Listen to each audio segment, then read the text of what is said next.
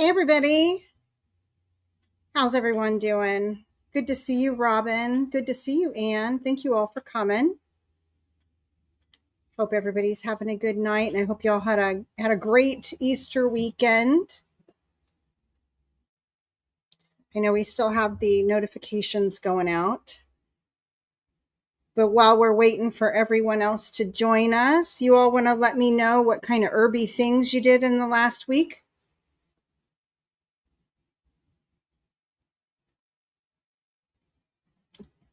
I got one of my lessons finished, so I was happy to get that handed in. Working on the next lesson, I have to make a couple of remedies this week and then type out this next lesson. So looking forward to doing that.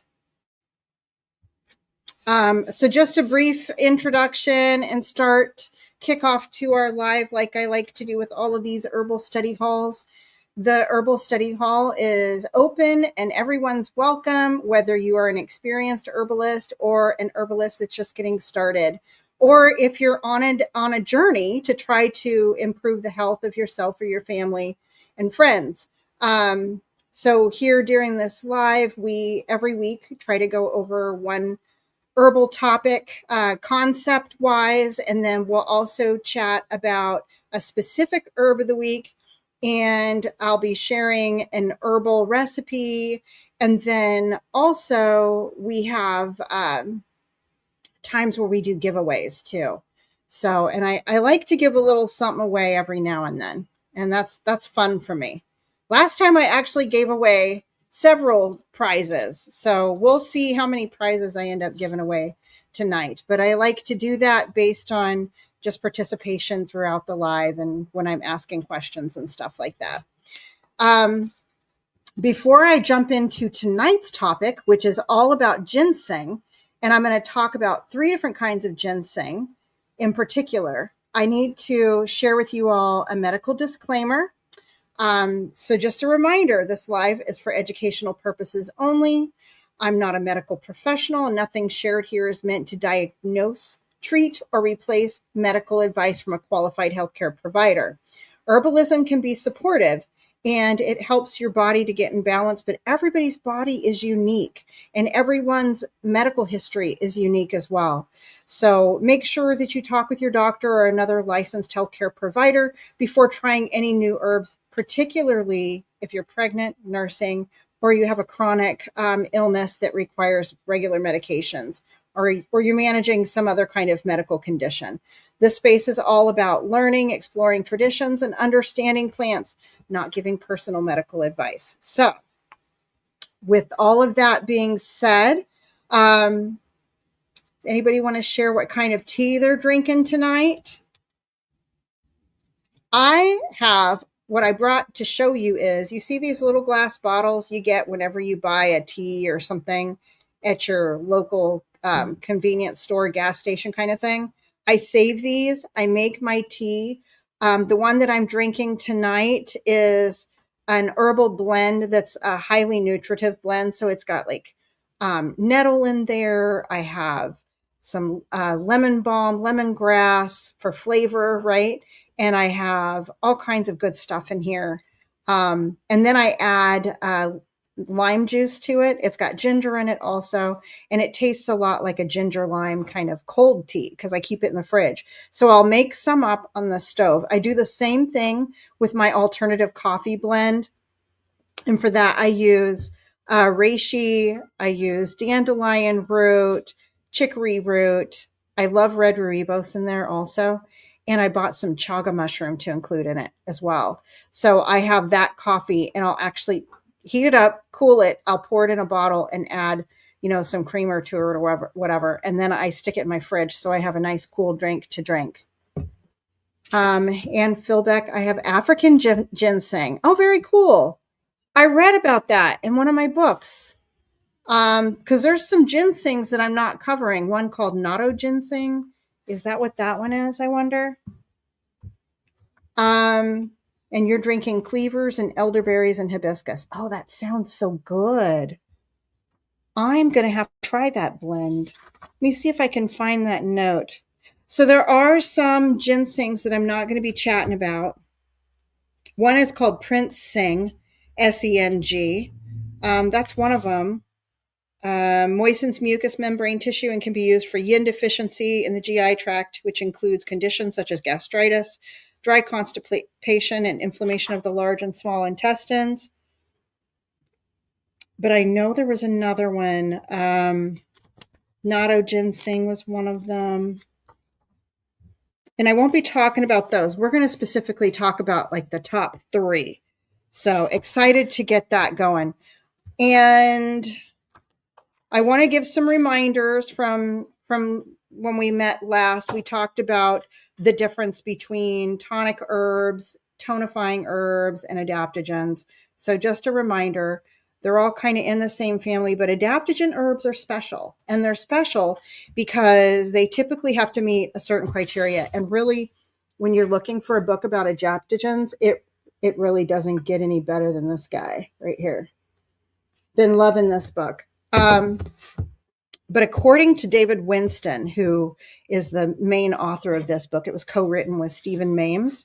There are certain criteria that herbs need to meet in order to be qualified as an adaptogen. So tonics are not synonymous with adaptogen, though some tonic herbs can also be an adaptogen. But adaptogens are going to be non-toxic. And he had 9 bullets. Yeah, here we go. I don't know about 9 bullets. He's got 9 adaptogens that he's identified. His adaptogen definition is that they must meet the following criteria. They have to be non-toxic when taken over a long-term use. So that's great. In other words, they have to have a very high safety profile. They have to create a non-specific state of resistance to emotional, physical, temperature, stress, etc. Remember, in a previous class, we talked about what would be considered a stressor. And a stressor could be environmental, it could be emotional, it could be physical, it could be a lot of different things. So the adaptogen, in order to be an adaptogen, it needs to create a non-specific state of resistance to emotional, physical, temperature, stressors, and anything else you would determine to be a stress. It needs to be a systemic amphoteric effect on the body, so it has to have that. And an adaptogen works primarily 2 ways. Through the HPA axis, we did a long, in-depth talk about that. And just remember, the HPA axis controls all of the endocrine function, including the heart, the bones, the gut, and the sympathetic adrenal system, the fight or flight mechanism. Adaptogens work on a cellular level and upregulate cellular chaperones, compounds that body produces, such as heat shock proteins, your FOXO protein, nitric oxide, and your neural peptide Y. So those are all those are the modulators for your stress response in your body. And adaptogens also prevent cortisol-induced mitochondrial dysfunction. And they actually lower the amount of cortisol. So that's the official bullets that each one of those items has to be impacted in order for an herb to be considered an adaptogen. And how are we doing? Is everyone hearing me okay? I received a notification that YouTube is having some problems and that some people's lives might prevent some users from going live. So I don't know if some people might be having an issue with the stream or not, but I hope not. Hey, Tamara, good to see you. Now, there are actually 9 adaptogens that have been identified and confirmed as an adaptogen based on the criteria that I just shared with you. And we're going to be talking about some of them tonight. At the top of that list, ashwagandha. That's one that we've already done a monograph on, but we're going to be doing a deeper dive and a closer comparison against it, American ginseng and Asian ginseng. So those are the 3 ginsengs. They're your 3 top adaptogens. Other adaptogens, though, include schizandra, rhodiola, cordyceps, shilajit, raponticum. I don't know if I'm saying that right. Rhaponticum, and eleuthero. So those are your total 9 adaptogens that meet the criteria, according to this book right here. There are some other ones that are right on the back burner to be a runner-up for that, and one of those is holy basil, which I need to do a monograph on that, and I might go over that during one of our classes here. So, but tonight we're going to talk specifically about the three adaptogens and the three top ginsengs. So, American ginseng, Asian ginseng, and Indian ginseng, which is the same as ashwagandha. I've actually been taking ashwagandha, and I'm super happy with the impact that I've been feeling from that. Is anybody that's here taking any of those herbs?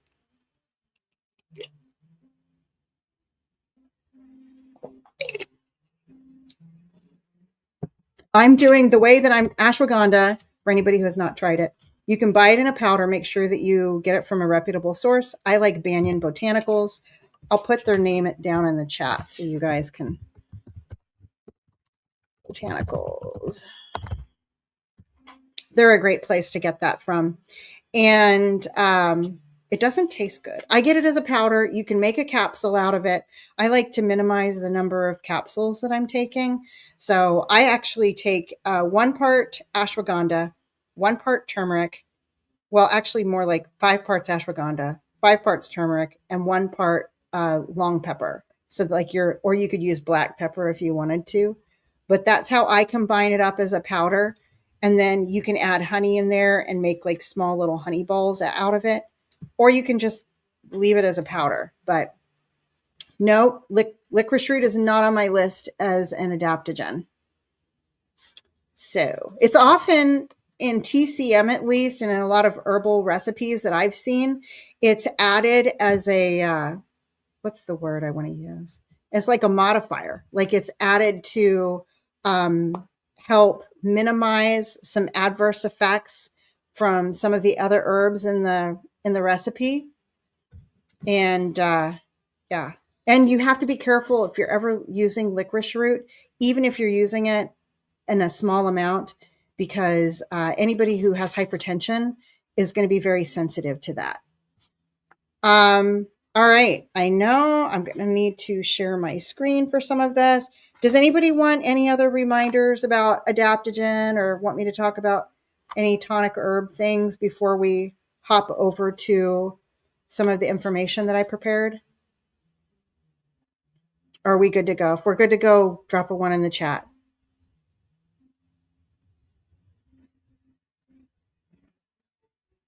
Ooh, goodness. Oh, it's Siberian ginseng. Yeah, that's another one. Yeah, I remember reading about that one as being one of them too. Okay, awesome.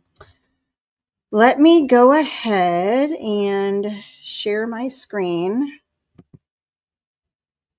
Oh, that's not the right thing.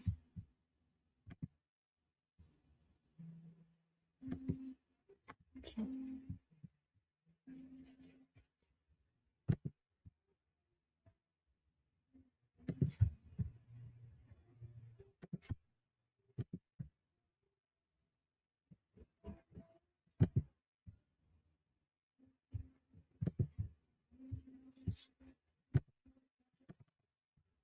Oh, it's not letting me. Oh, here we go. Can you guys see it?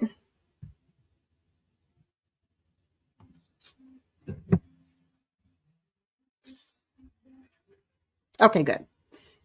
All right. Got my phone here so I can see. Hey, Carolina OMA staff. Good to see you. All right. So I have actually created a spreadsheet here. I love spreadsheets. They're my thing. And I thought we could talk about the things that they have in common too. And then I have some monographs prepared and we can go take a closer look at those. But I just wanted to show you that you can see here. Let me zoom in for you guys. There we go. You can see here American ginseng, Asian ginseng, ashwagandha. Disregard my totals column. That's the way that I can sort. I had to do like a count if thing to get it to work. But you can see here that they do have a lot of the same qualities. They're all nourishing. So when you hear about a tonifying herb is usually what they're usually referring to as whether or not it's a nourishing herb. So they're all nourishing. They're all immune amphoterics. Oh my gosh, the flies are just horrible. All of them are immune amphoterics. And I know there was a lot of interest and looking into some cardioprotective herbs or some cardiac tonics. And these are all considered cardiac tonics, all three of them. They're all three also considered anti-aging, and they all three have anabolic activity. Remember, when you hear the word anabolic, you just mean building. Whereas there's another word, catabolic, which means like breaking down, but anabolic is the building one. So that's your impact of the ginseng on nourishing, promoting, and promoting health and all of that good stuff. They're all three noted in research articles as being good for rheumatoid arthritis. All three of them are considered great for enhanced brain function or mental clarity. They all three benefit the lung and respiratory system. And they're all three noted as being anti-tumor and chemoprotective. And, oh no, you can't read it? Okay, I'm sorry. Hold on. You can zoom in a little bit more. How about that? Is that better? All right. So these are the really cool things about all of them that they all have in common. And now let me switch over to, I want to chat about American ginseng first because, you know, I don't know, most of you are here in America, it grows here. You can plant it. The seeds are super expensive. Because I looked. I would like to get some seeds. They are really expensive. But American ginseng, it's a small herbaceous plant. It's going to grow to, you know, I looked it up and it said it grew to like 1 to 2 feet. But I do have to mention that it's actually going to be larger than your Asian ginseng. Asian ginseng is a little bit smaller than this guy. And I can see I'm frozen too. Hold on. Let me see if I can undo this. I'll try to share this a different way. Oops, not that way. This way.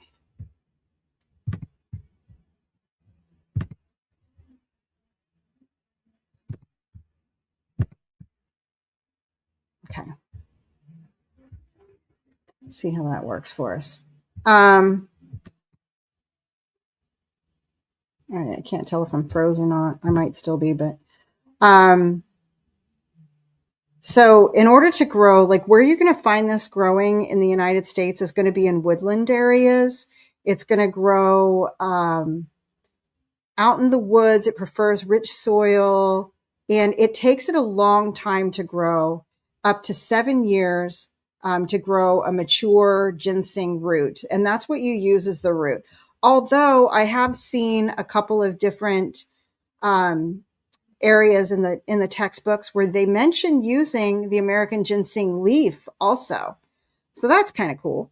And what they'll say is that they've kind of, historically, herbalists would take just a little bit of the leaf and they would add it to what other remedy they were doing. American ginseng is basically known to have more of a neutral energy. And I should add that here. Hold on. Whoops. It's neutral to slightly warm. And it's moist. All of your ginsengs are moist. It's also noted to be sweet and bitter. The main constituents are these ginsenosides or panaxicides. So a couple of different things there, but those are the main ones that impact all of the health benefits that you see. So in looking at the actions, they're an adaptogen, antioxidant, bitter tonic, stimulating the central nervous system, mild demulcent, just meaning, again, it's a moisture herb. It's also a hypoglycemic and an immune amphoteric. And immune amphoteric just means like it's an immune modulator. So it can work with somebody's immune system, whether it's in the positive or the negative direction. So traditional uses, it's been used as an adaptogen, a male sexual tonic, immune amphoteric, autoimmune diseases with dryness like Sjogren's, allergies, asthma, insomnia associated with chronic fatigue syndrome, metabolic syndrome, or added to an herbal blend to treat type 2 diabetes mellitus. For TCM, it's considered an herb that would be used for yin deficiency in the lungs and kidneys. And American ginseng shows up in tonic soups, teas, modified classical formulas like Sheng Mai San, food. They use it as food. Unlike Asian ginseng, it's often chosen for its cooling, yin nourishing qualities, making it ideal for fatigue with dryness or heat. So, big takeaway here for why I wanted to go through this chat with everybody, because I've had some people ask me about ginseng before. One ginseng is not good for everyone, and it's not like a one size fits all. There's different kinds of ginseng, and you just need to understand the differences so that you can select the best ginseng for whoever the person is that's going to be taking it. American ginseng does have historical use by our Native American peoples, and they used it as a strengthening, restorative root, supporting lungs, energy, digestion, recovery from illness. It was harvested with cultural reverence and treated with care. Right now, a lot of your wild ginseng is being over-harvested. So if you can buy ginseng seeds to plant it, you're really helping that plant, since it's kind of having some problems here. Safety considerations. So in a recent human trial, this was out of the Adaptogens book by David Winston, high doses of American ginseng altered the effects of the medication warfarin. So smaller doses did not. So based on this, the suggestion is to avoid taking large amounts of this herb while taking this medication. And caution should be taken if you're taking it moderate doses of this herb. Preparation type, 3 to 5 milliliters 3 times per day. And as a decoction, 1 to 2 teaspoons dry cut sifted. And how you're going to prepare this is you'll add it to 12 ounces of water, gently simmer it for half an hour, and then steep it for an additional half an hour. This differs from your Asian ginseng in that with Asian ginseng, you do the same thing, but you steep it for a full hour, not just a half an hour. And then you can take 4 ounces up to 3 times per day.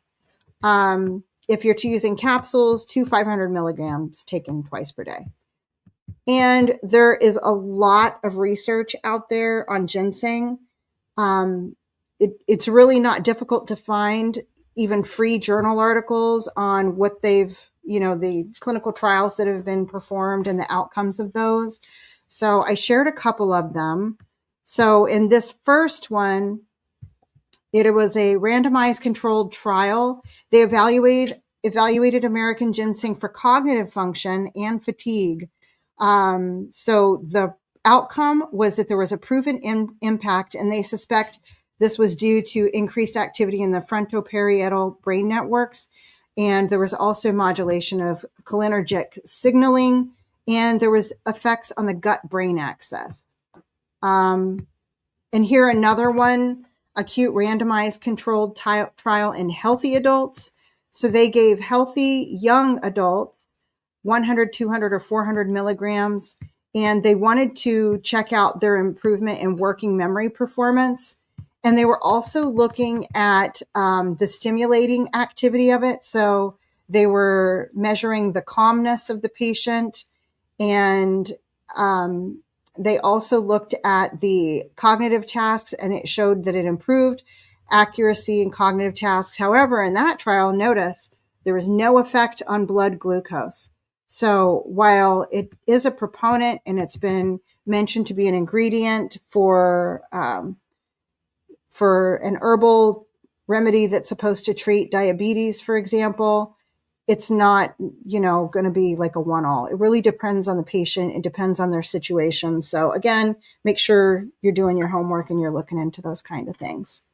There was also a study done on the neurophysiology of patients, and the outcome of that, this was for middle-aged adults given 200 milligram dose. The results included an increased activation, again, in the prefrontal cortex, so kind of proving what the other study had done. And it improved working memory processing efficiency, and no strong behavioral changes in all tasks. This note about the behavioral changes, what it was really referring to was your Asian ginseng is a very stimulating ginseng. And we'll talk about that more in just a minute. But your American ginseng is a more, what's the way to say it? Gentler ginseng to provide to somebody. So if I was going to take a ginseng for me, because I'm the kind of person who, you know, I have hypertension. I'm already somebody who's, you know, pretty stimulated, pretty busy brain. And I wouldn't want anything that's going to stimulate me any more than I already am. I'm good. I'm good like that. Your American ginseng would be great for somebody just like that. That's the kind of person they would be good for. And we're going to get into that a little more because I've got that table that I created, and I'll share with you the different ginsengs and how they hold up one against the other. Now, this was a study that was done on cancer patients with fatigue, and you can see 750, 1,000, and 2,000 milligrams per day was provided to the subjects for 8 weeks. And the findings showed that the higher doses improved vitality, reduced fatigue interference with daily life, and more participants reported benefit versus placebo, and the dose was well tolerated. I did see, in case you're wondering, like, did it impact the patients did it get rid of their cancer? I did see one study, and they said that it did not change the outcomes of their cancer, but they did feel better when they were going through treatments and things like that. All right. Are we good? Anybody have any questions? Hey, Marianne, good to see you. All right, I'm going to pop over to, and I can see it's making me freeze up. I'm not quite sure why it does that sometimes, and sometimes it doesn't, but I'm going to bounce over to, where's my Asian ginseng? All right, let's go peek at the Asian ginseng real quick. Let me blow this up for you. There we go. Is that good? All right. Asian ginseng is also called Panax ginseng, and it's also called Renshen and Korean ginseng. Note that there's two kinds of Asian ginseng. So you have the white Panax ginseng and red Panax ginseng. It's the same plant. If you ever see this, the difference is in how it's prepared.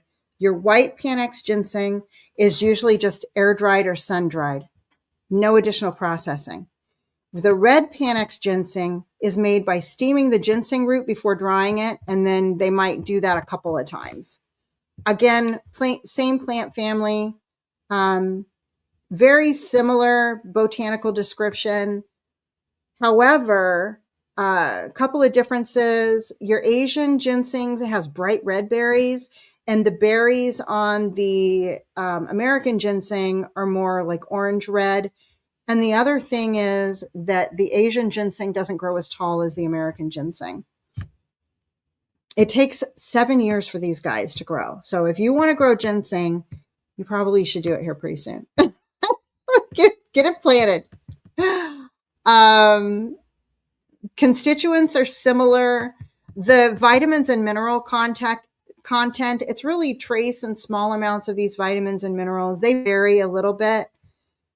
But the big difference is the energetics of the Asian ginseng are warmer and more stimulating. So your American ginseng is a neutral to mildly stimulating ginseng. Your Asian ginseng is a more stimulating ginseng. So that's your biggest difference between these guys. Whoopsie. Hold on. Let me scroll back up. So you can see the actions, again, are very similar, but there is some differences here just because of that stimulating nature. So the white is a gentle tonic, and the red's a more powerful tonic. So the white is nourishing, supports energy without strong stimulation, and the red supports stamina, immunity, and circulation. In TCM, we say that it strengthens the vital energy, tonifies the lung, spleen, and kidney, and it supplements the yuan qi, or the original qi. It calms the shen and has been used to open the heart, strengthen the mind, eliminate pernicious qi, and prolong life. And that's a quote taken from the Adaptogen book. It generates fluids, alleviating fatigue, thirst, and dryness. And you'll see here in a minute when I share the spreadsheet that I created, but this is really, this particular type of ginseng, particularly the red, is one that you would use for your older patient population that have an issue with dryness and fatigue. And it also improves mental performance and endurance, enhances resistance to illness, helps the body respond to stress. And I'll kind of scroll through, but a lot of this is, you know, what you just heard me talking about a minute ago with American ginseng. They are similar. It's just the strength issue and what they tend to, who they tend to prescribe these for. That's what the big difference is. Okay. All right. Restorative tonic for convalescence. See, that older aging population.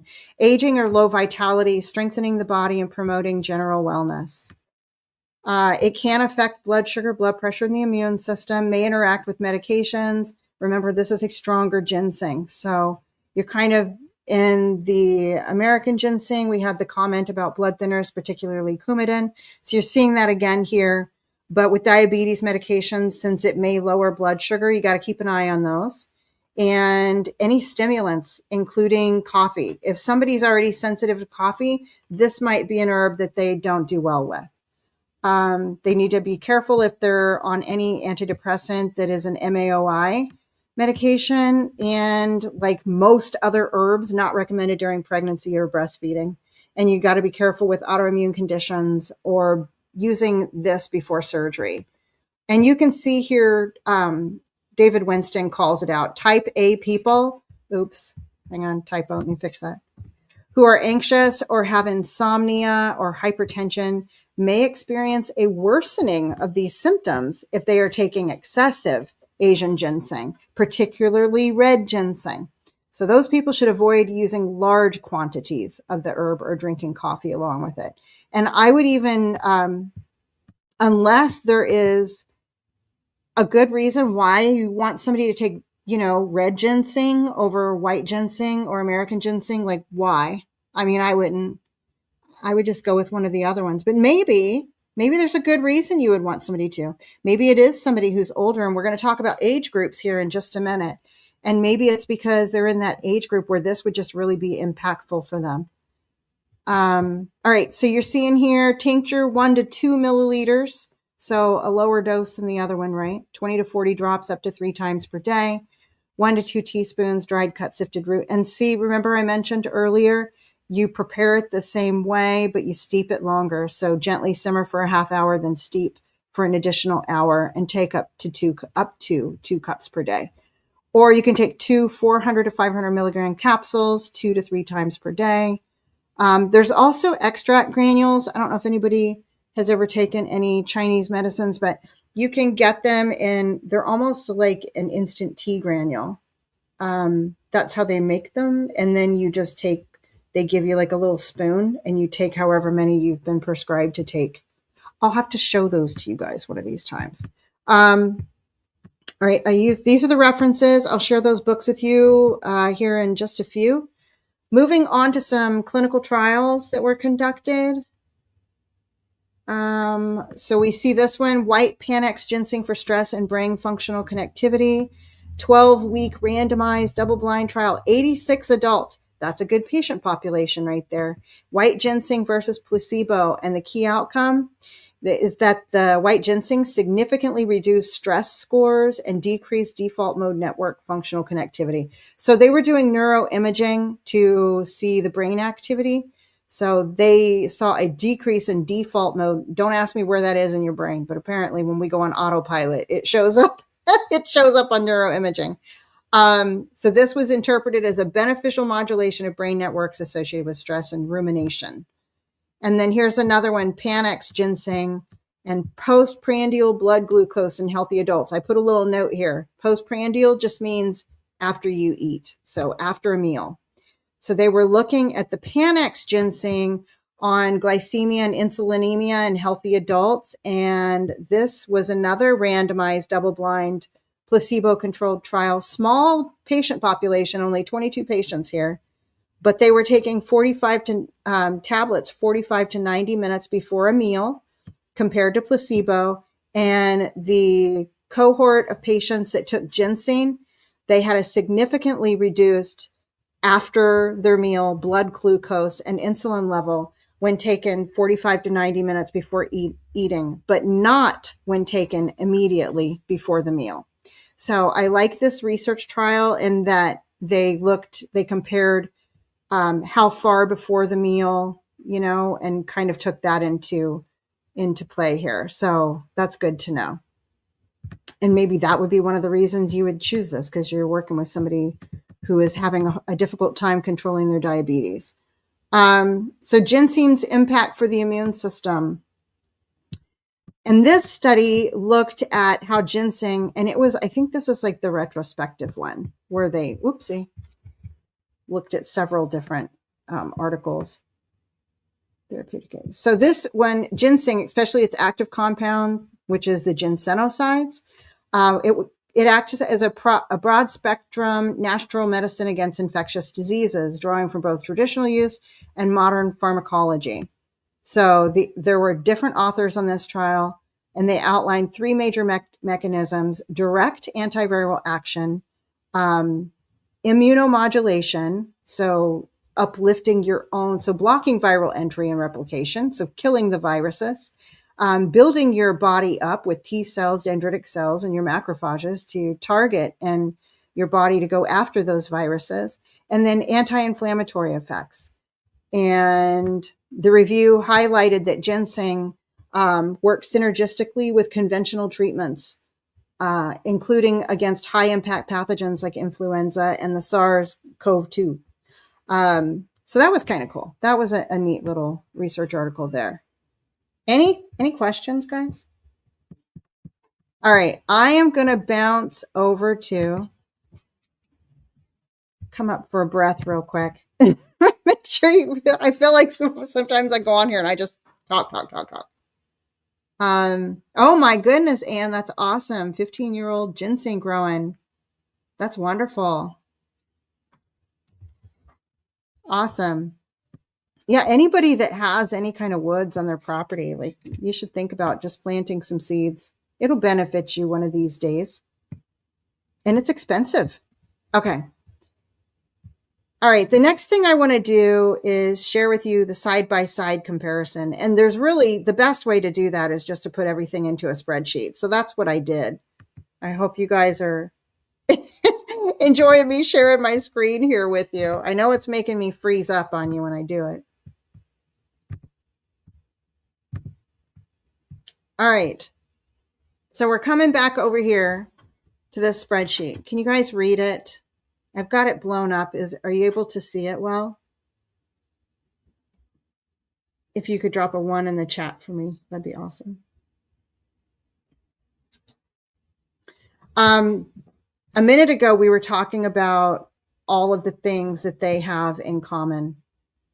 But now I want to go ahead and filter this, and maybe we can just look at all of the American ginseng first and kind of chat about this guy. Oh my goodness, Anne. Thank you so much. You are just so sweet. I appreciate that. Bless your heart. Okay, let me, I can zoom in a little more here since we're just going to be looking at the American ginseng. So hopefully you guys can see this better. How's that?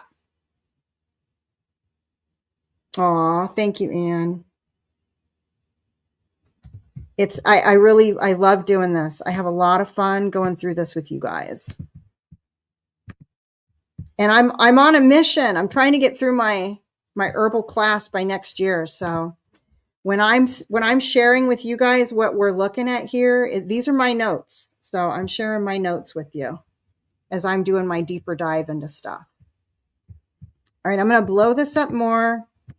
So we're almost exclusively looking at American ginseng. And you can see up here at the top, it's nourishing, immune amphoteric. It supports insulin sensitivity, cardioprotective. And I know that's a topic everybody wants me to touch on. And I just want to point out every one of these ginsengs is cardioprotective. For someone who is easy stimulated, American ginseng would be a good one. Also, ashwagandha would be a good one. For someone recently recovering from illness, American ginseng would be your one. And for someone who's prone to dryness or heat signs, American ginseng again comes in there. For someone who needs immune support without being revved up. So you need to have your immune support built up without being revved up. Notice that. Okay? You don't want to be revved up. American ginseng's good. And I would even suspect ashwagandha. I might dig into that a little more for ashwagandha, because ashwagandha's where the energy from an American ginseng is more neutral to mildly stimulating. You see that right here on row 23.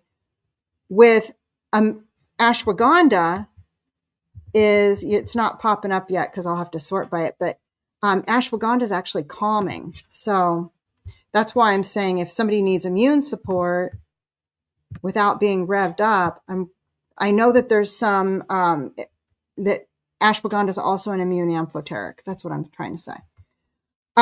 This ginseng supports stress resilience and immune balance without being stimulating it. And it makes it appropriate for younger people, adults under chronic stress, and older adults who need gentle qi and yin support. So that's your American ginseng, mildly stimulating. It can be used for mild to moderate depletion of HPA axis and adrenal glands. Remember, you're starting to talk about somebody who's under chronic stress. Whenever you're hearing HP axis, adrenal gland activity, that's your, chronic stress folks. According to David Winston, the ideal age group for your American ginseng would be 40 to 60 years old. Now, I did see in another place that they would even say like 18 to 60 years old. But I don't know, maybe I think what David Winston meant was that this is the age group that he really thinks about using this for, or maybe he uses it for that age group the most. But it is an anti-aging herb. Remember, anabolic activity. It's a building herb. It has clinical trials supporting its use to treat rheumatoid arthritis, as well as enhance brain function and mental clarity, benefits the lungs and respiratory system, and has anti-tumor and chemoprotective effects based on clinical trials. All right, so now let's shift over to the Asian ginseng. I'm going to clear this filter real quick. We'll filter by Asian ginseng. Okay, and hold on. Let me hide this guy. Okay, there we go. So Asian ginseng, all of these top things, it's the same. Nourishing, immune amphoteric, which also means immune modulating, if you like that word better. Cardioprotective or cardiac tonic, if you like that better. For someone recently recovering from illness, someone who is deeply fatigued. Notice it's deeply fatigued. You're working with somebody who is just deeply, there's a difference between regular fatigue and deeply fatigued. So they've called that out. Recovering from chronic deficiency. So not necessarily somebody who's just recovering from an illness, but somebody who's recovering from a chronic deficiency. Maybe they've been in a weakened state for a very long time and they're just now starting to get healthy. This would not be appropriate for a younger person who doesn't need this level of tonification, or someone who has heat, anxiety, or overstimulation. Because it is a stimulating herb. It's also a reproductive tonic. and it treats adrenal exhaustion. The age group for this is going to be your older age group for the white, 55 to 70, and 70 and above for the red ginseng. Remember, your white ginseng is not as warming or stimulating as the red ginseng. It's also anti-aging, anti-inflammatory, has the same anabolic activity, so it's a building herb. It's a mild antidepressant, providing central nervous system support, good for arthritis, rheumatoid arthritis. And again, this is similar with the other ones: enhanced brain function, mental clarity, neuroprotective, benefits your lungs and respiratory system, and also anti-tumor and chemoprotective. Now, the last one that I'm going to go through is the ashwagandha.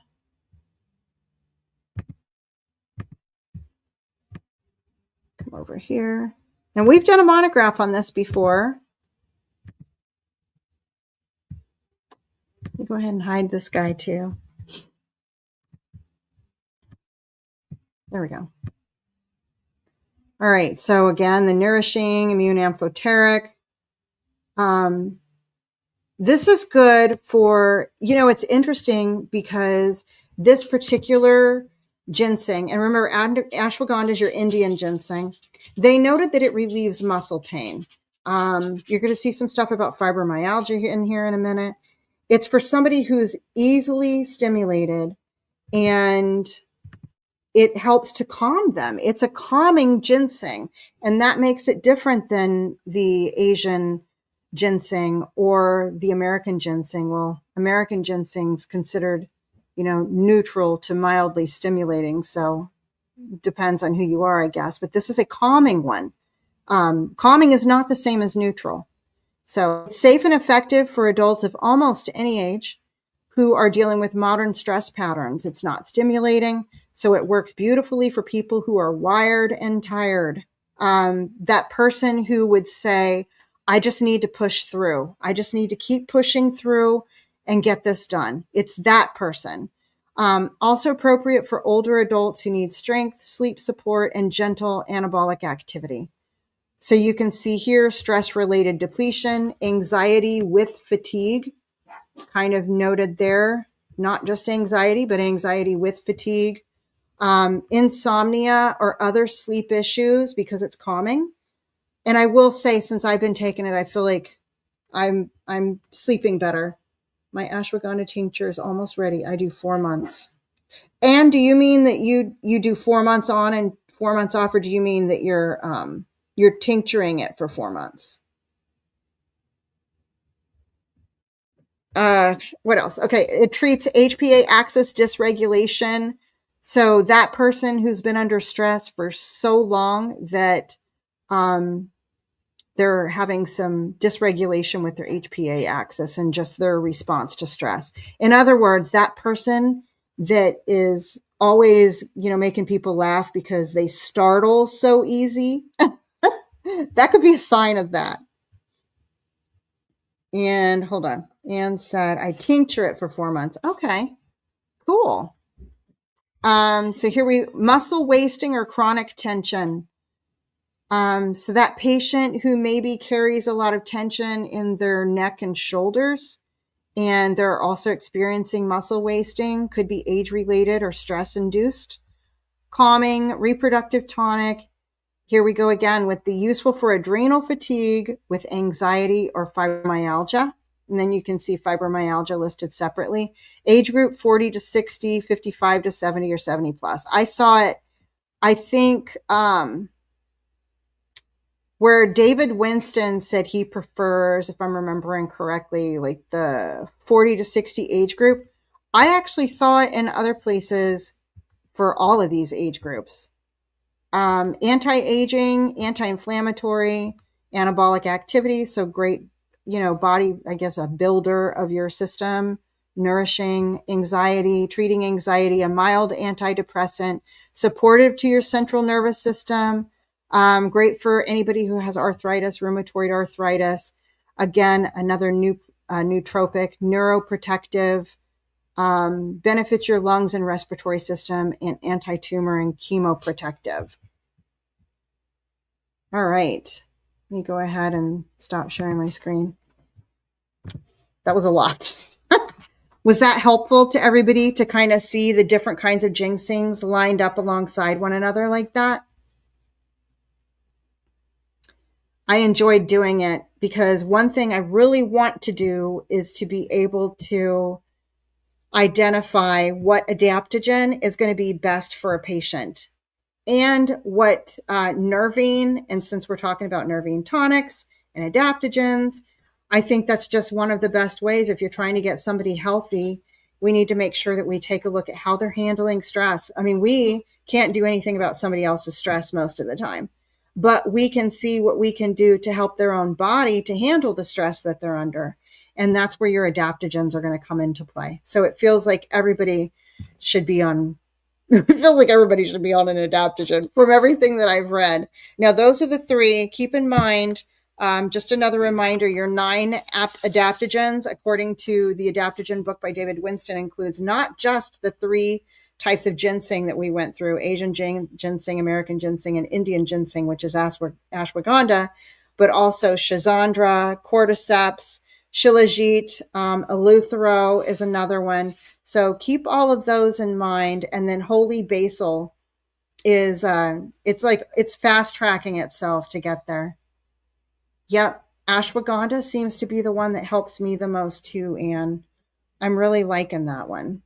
It feels good. Although I think for my husband, I'm going to try him on the American ginseng, see how he does with that.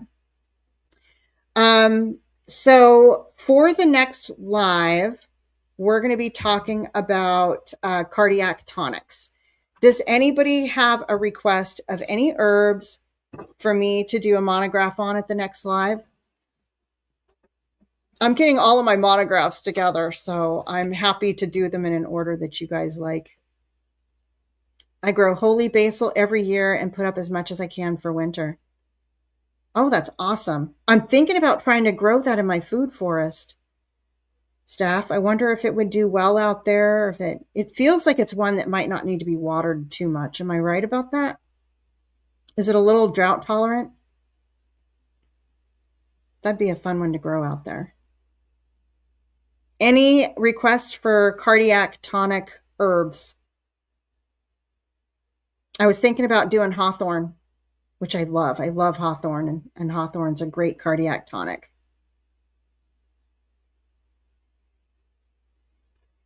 All right, looks like I'm going to do hawthorn. I don't see any special requests.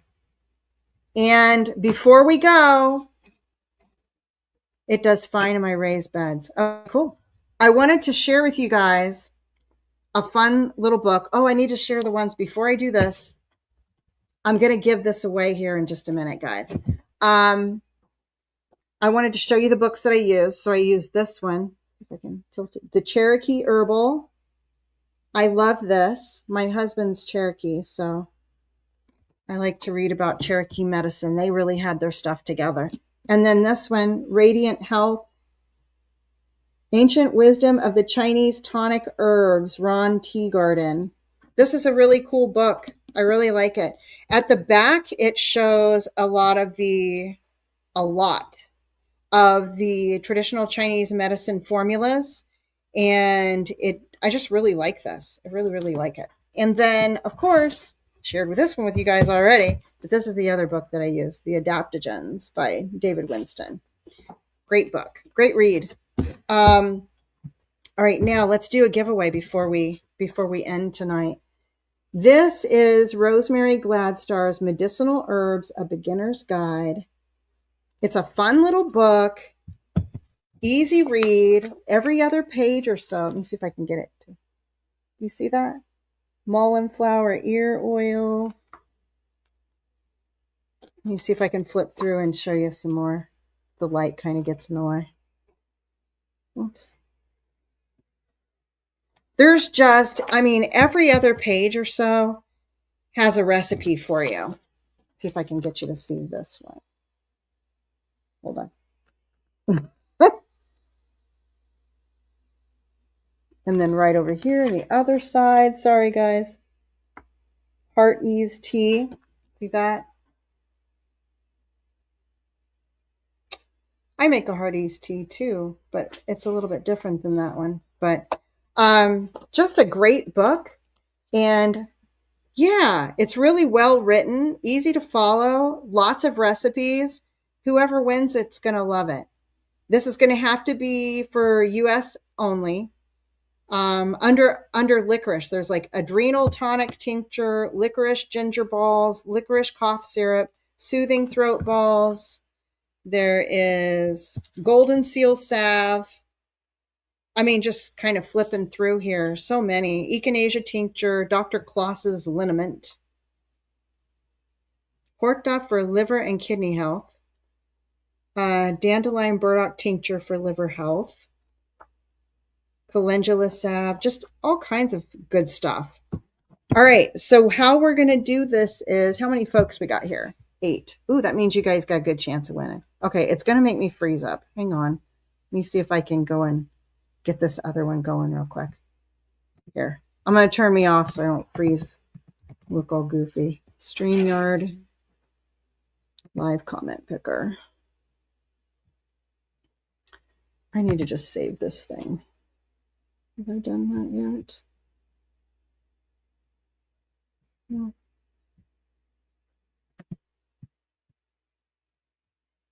Nope, that's not it. Bear with me. Finding all these great ways, videos on how to use it. I just need the StreamYard live comment picker.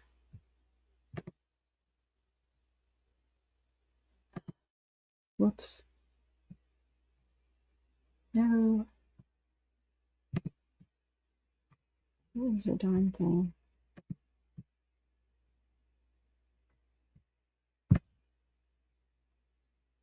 I just used this last time. I don't know why I'm having a hard time. Is this it? Sorry, guys. I should have had this up beforehand.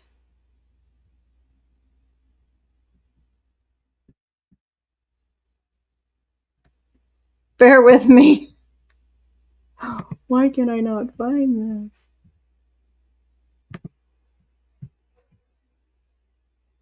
My goodness.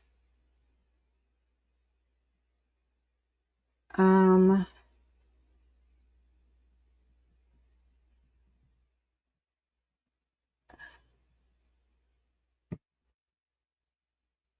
my goodness. Will this one work? Oh, it might not. Oh, gosh. For some reason, for the life of me, I can't find this thing.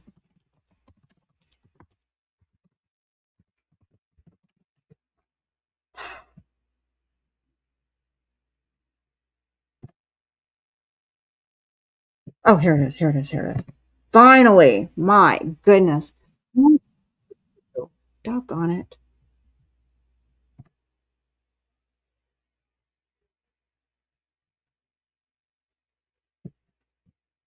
Is this it? Okay, yay. Okay, hold on. Let me find, choose a live stream. Okay. Now, let me go ahead and share my screen. Sorry, guys. Let's see. Okay. Can you see it? All right, let's do hashtag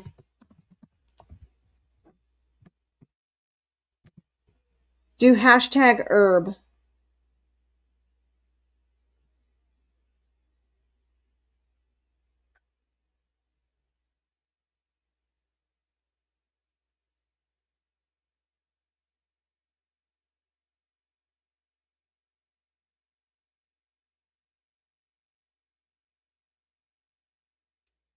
Hashtag herb.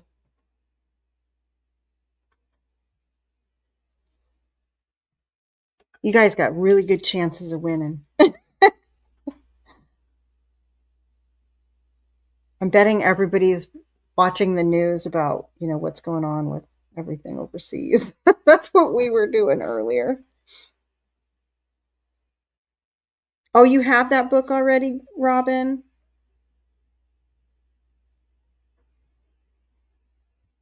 Oh, look at this. We're going to be ending like just in the nick of time.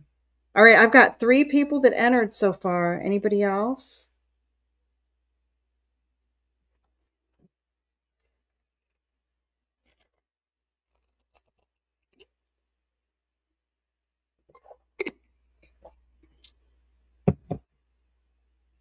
Marianne, are you going to put hashtag urban?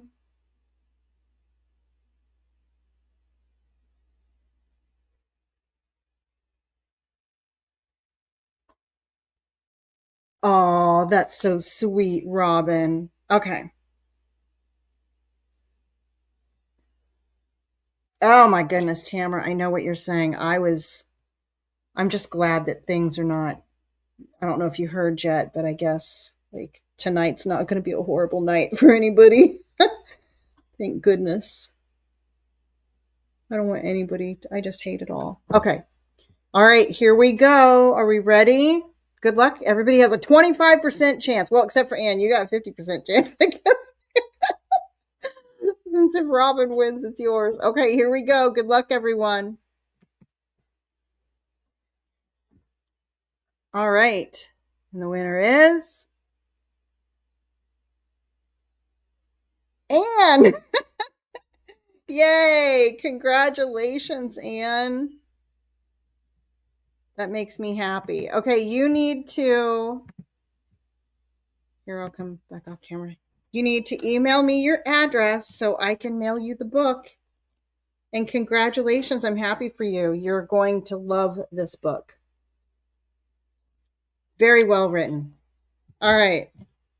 Thank you all so much for coming. I hope you guys have a great rest of your night and a great rest of your week, and go do all the herby things. And I will see you next Tuesday when we'll be talking about cardiac tonics. So have a good one. Thanks again, everybody, for coming. Bye, guys.